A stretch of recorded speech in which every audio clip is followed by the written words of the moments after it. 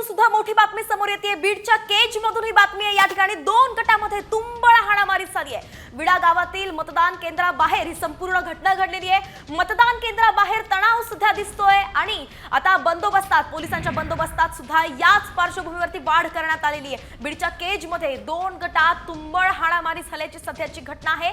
विडा गावात हा संपूर्ण प्रकार घडलेला आहे। नेमकं याचं कारण काय हे अद्याप समोर आले नाहीये, परंतु राडा झालेला आहे आणि त्यामुळे पोलीस आता सतर्क झालेत आणि या ठिकाणी बंदोबस्तात सुद्धा वाढ केली आहे। अगदी खरंय, महाराष्ट्रामध्ये अशा अप्रिय घटना घडताना पाहायला मिळतात। विडा गावात मतदान करताना हा प्रकार घडलाय, त्यानंतर तणाव निर्माण झाल्याचं पाहायला मिळतंय। जास्तीत जास्त लोकांनी खरं तर मतदान करावं, मतदानाचा टक्का वाढवावा ही अपेक्षा आहे, मात्र कार्यकर्ते आपापसात भिडताना पाहायला मिळत आहेत आणि त्यामुळेच तणावाचं वातावरण निर्माण झालंय। भाईंदर असेल, केज असेल, इथं अशीच परिस्थिती सध्या पाहायला मिळतेय। खरं तर अभूतपूर्व अशी ही निवडणूक आहे विधानसभेची। 6 पक्ष, त्यातील 2 पक्षांमध्ये फूट पडलेली आहे।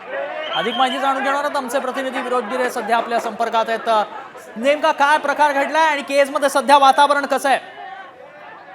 पाहिलं तर आज सकाळपासूनच बीड जिल्ह्यातील अनेक भागांमध्ये जे आहे ते मतदानावरून वाद होताना पाहायला मिळतोय आणि तसाच वाद आता केज मतदारसंघातील विडा गावामध्ये झालेला आहे। राष्ट्रवादी शरद पवार गट आणि भाजपचे कार्यकर्ते जे आहेत ते मतदानावरून समोरासमोर आले आणि या ठिकाणी भिडल्याचं पाहायला मिळतंय। विशेष म्हणजे मतदान केंद्राच्या बाहेर हा सर्व प्रकार झाला। या दरम्यान पोलीस देखील त्या ठिकाणी हजर होते, मात्र या सर्व घटनेत आता पोलिसांनी हस्तक्षेप केल्यानं वाद निवळलाय, मात्र वातावरण जे आहे ते तणावाचं पाहायला मिळतंय। नक्कीच धन्यवाद आपण दिलेल्या सगळ्या सविस्तर माहितीसाठी। पोलिसांसमोरच हा राडा रंगल्याचं पाहायला मिळत आहे। केज मधली ही घटना आहे। 2 गटात तुंबळ हाणामारी झाली आहे।